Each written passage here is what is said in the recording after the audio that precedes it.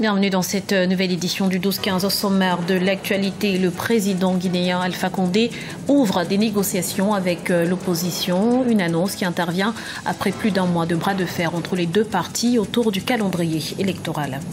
Chine-Afrique, coopération à gagnant-gagnant. Le commerce bilatéral entre l'Empire du Milieu et le berceau de l'humanité est passé de 7 à 128 milliards d'euros en une décennie. Et puis la coalition nationale pour le changement à la rencontre des électeurs en Côte d'Ivoire. La formation tombe barrer la route au président Alassane Ouattara lors de la présidentielle d'octobre 2015. Dialogue en vue entre pouvoir et opposition en Guinée. Le président Alpha Condé a instruit son gouvernement ce lundi d'ouvrir le cadre d'un dialogue inter-guinéen. Objectif, mettre fin au blocage politique qui a entraîné des violentes manifestations à Conakry, la capitale, à Roi, Barkala. C'est par une lettre adressée à son Premier ministre Mohamed Saïd Fofana et par un communiqué de presse que le président guinéen Alpha Condé a fait part de sa volonté de dialogue avec les leaders de l'opposition ce lundi 25 mai. L'objectif pour le président, favoriser la tenue transparente et équitable des élections présidentielles et communales prévues respectivement pour octobre 2015 et mars 2016. La rencontre entre le président Alpha Condé et le chef de file de l'opposition, Cellou Dalein Diallo, tout récemment, visait justement à essayer de régler une bonne fois pour toutes ces questions pendantes. Notamment, bien sûr, la question du calendrier électoral, des échéances à venir, la question du dialogue politique entre l'opposition et la majorité au pouvoir, la question de la CENI. Et donc, c'est sur toutes ces questions-là qui se sont réunis et ensuite on attendait effectivement après leur rencontre une réaction du président Alpha Condé et de l'autre côté Cellou Dalein Diallo avec l'opposition. Un mois et demi après les manifestations qui ont écumé le pays et fait plusieurs victimes, le président n'a pas encore fixé de calendrier de négociation avec l'opposition. Pour le moment, rien n'indique qu'il va y avoir ou pas inversion de ce calendrier. Mais pour tout vous dire, tout dépendra justement des négociations qui vont commencer et du dialogue qui va avoir lieu entre les ministres du gouvernement, l'opposition et puis la CENI pour la Commission électorale nationale indépendante pour justement la transparence des échéances électorales à venir, que ce soit le communal, que ce soit ou la présidentielle. Mercredi 20 mai, le chef de file de l'opposition Cellou Dalein Diallo s'était entretenu avec le président Alpha Condé, mais l'homme politique s'était dit déçu de la rencontre. En attendant, les opposants souhaitent toujours que les élections communales puissent se tenir avant les présidentielles. Les menaces des bailleurs de fonds de suspendre leur soutien au processus électoral n'affectent visiblement pas le président Pierre Nkurunziza. Ce dernier a signé un décret sur le financement des élections au Burundi, un décret qui prévoit l'augmentation du déficit et la réduction du budget de certains ministères dans le but de dégager 25 millions d'euros. On écoute à ce propos le journaliste Oscar Baïssi. Effectivement, il se pourrait qu'il y ait un sommet qui est organisé donc à la fin de ce mois en Tanzanie, justement pour se pencher sur la question du Burundi. Je pense que c'est vraiment un sommet qui est attendu par beaucoup de Burundais, plusieurs Burundais, étant donné que le Burundi est membre de la communauté est-africaine depuis 2007. Donc c'est vraiment normal que s'il y a un problème dans un pays donc partenaire, que les pays se penchent et puis essaient de se rencontrer justement pour échanger et pour trouver une issue sur un problème donné dans une partie de la communauté. De toute façon, les élections sont en cours de préparation et comme ça a été indiqué par le président lui-même, ils doivent se tenir le 5 juin. C'est là où il y a les élections communales et des députés. Donc, il y a des campagnes qui se déroulent dans les campagnes, donc dans les différentes parties du pays.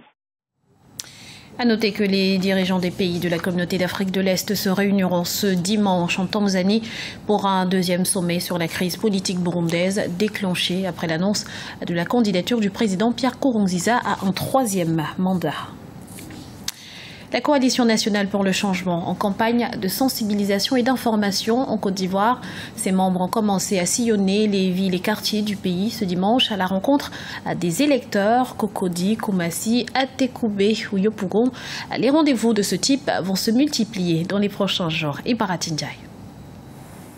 La Coalition nationale pour le changement en ordre de bataille pour la présidentielle en Côte d'Ivoire. Elle a lancé ce dimanche le début de sa campagne de sensibilisation et d'information.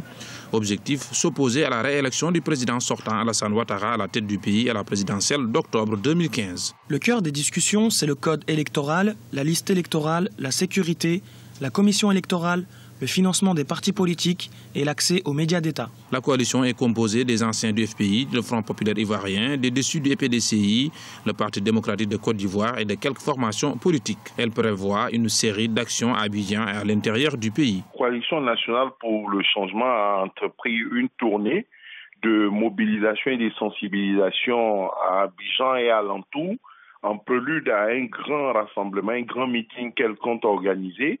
Elle annonce une série d'actions. Elle veut le changement. Elle propose le changement contre l'émergence que propose le chef de l'État ivoirien.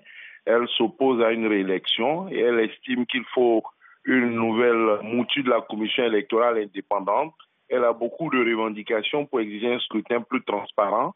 Elle entend se donner les moyens à travers la mobilisation, les meetings et tout ce que l'on a constaté. On attend de voir ce que ça produira sur le terrain dans les jours et les semaines à venir et aussi de savoir la réaction que le pouvoir apportera à ces manifestations et à la demande de dialogue formulée par la Coalition nationale pour le changement. Sur le plan logistique, la présidentielle se prépare également. Ce mardi 26 mai, la commission électorale indépendante a entamé une série de rencontres avec les différents protagonistes du processus électoral. Objectif, préparer l'opération de révision de la liste des électeurs.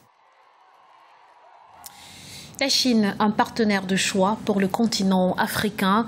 En plus d'être un allié financier, la Chine offre également une assistance technologique pour aider le continent à développer son réseau ferroviaire à grande vitesse. C'est dire l'importance de la coopération avec l'Empire du Milieu. Le point avec Ibarati Ndiaye. Depuis plusieurs années maintenant, l'Afrique et la Chine entretiennent d'étroites relations diplomatiques et commerciales qui seraient basées sur un partenariat gagnant-gagnant. Pour de nombreux analystes, cette coopération diffère en tout cas à plusieurs niveaux de celle que l'Afrique entretenait jusqu'ici avec ses alliés traditionnels. Pour Paul Chikawa, ambassadeur du Zimbabwe en Chine, 52 ans après la mise en place de l'OUA, l'Organisation de l'Unité africaine, il est important de faire le point sur le chemin parcouru. Aujourd'hui, c'est l'occasion pour les fils et les filles de l'Afrique de célébrer et de se remémorer le parcours que nous avons traversé, allant de la lutte pour notre indépendance politique à la phase actuelle de la recherche pour le développement économique et la réduction de la pauvreté. Côté revers de la médaille, la coopération avec la Chine freine l'industrialisation de l'Afrique. Environ 85% des exportations de la Chine de l'Afrique sont des matières premières. Selon la Banque africaine de développement, la plupart de ces minéraux extraits du continent sont exportés bruts, ce qui signifie des emplois et de la richesse de leur traitement est créée ailleurs. Des failles que les États africains doivent apporter des solutions. C'est le but du Forum de coopération Chine-Afrique qui ambitionne de meilleurs échanges. Cette célébration est importante pour nous. Comme je dis, nous sommes ici pour représenter l'Afrique. Il est important que cette journée, nous la célébrions également dans le pays qui nous accueille. Vous savez que la Chine entretient des relations avec l'Afrique depuis la nuit des temps, mais ces relations ont été formalisées depuis l'an 2000 à travers un cadre qui est le Forum de coopération Chine-Afrique. Preuve de la vitalité de cette coopération, le commerce bilatéral entre la Chine, première économie mondiale, et l'Afrique, berceau de l'humanité, est en constante augmentation. Le montant des échanges est passé de 7,7 milliards d'euros en 2000 à 128 milliards d'euros 11 ans plus tard. À cela s'ajoute un partenariat non négligeable dans les constructions d'infrastructures à travers le continent. C'était le journal de la rédaction. Nous vous remercions pour votre fidélité. Retrouvez dans un instant une nouvelle édition de l'information sur Africa 24.